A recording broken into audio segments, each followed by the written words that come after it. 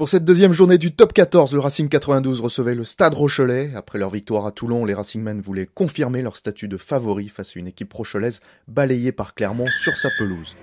Holmes, pour La Rochelle, ouvre le score dans un match équilibré grâce à une pénalité et Maxime Machenaud lui répondait en inscrivant 2 pénalités en suivant.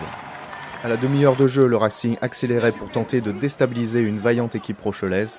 Les Franciliens lançaient Sean Robinson, l'arrière, mais étaient bien pris par Aguilon et Holmes.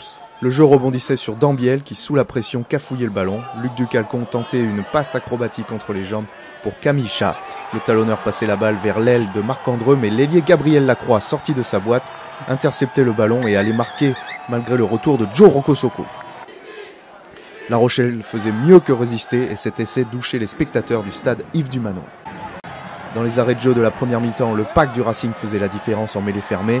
Anthony Classen partait au ras et était tout proche de la ligne d'essai.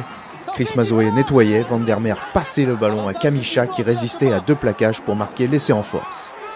Le jeune talonneur international des moins de 20 ans se rachetait de sa passe décisive malheureuse sur l'essai rochelais.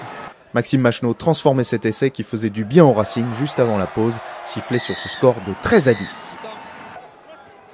En milieu de deuxième mi-temps, le Racing remettait un coup d'accélérateur avec ses 3 quarts, Joe Rokosoko et Benjamin Dambiel. L'ouvreur donnait à Kamisha qui perçait et qui percutait Aguilon. Il amorçait un rush de 40 mètres. Le ballon ne pouvait pas sortir proprement, les Rochelais se mettaient à la faute et étaient pénalisés. Le centre Pierre Aguilon écopait d'un carton jaune et laissait ses coéquipiers à 14 contre 15. Sur la pénale touche, le pack ciel et blanc enfonçait celui de La Rochelle et le troisième ligne Chris Mazoé s'écroulait dans l'embut pour le deuxième essai du Racing.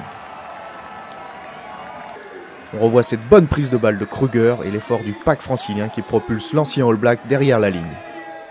À 20-10, La Rochelle revenait quand même dans le match. Zach Holmes mettait 3 pénalités en suivant à la 60e, 66e et 72e minute. À 20-19, le Stade Rochelais faisait trembler Colombes et pouvait encore l'emporter dans ce match. La Rochelle poussait pour gagner cette rencontre. Jean-Pascal Barak, en bonne position devant les perches, tapait le drop de la gagne, mais son ballon passait à côté.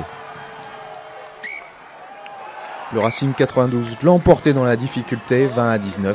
La Rochelle repartait de Colombes avec le point du bonus défensif.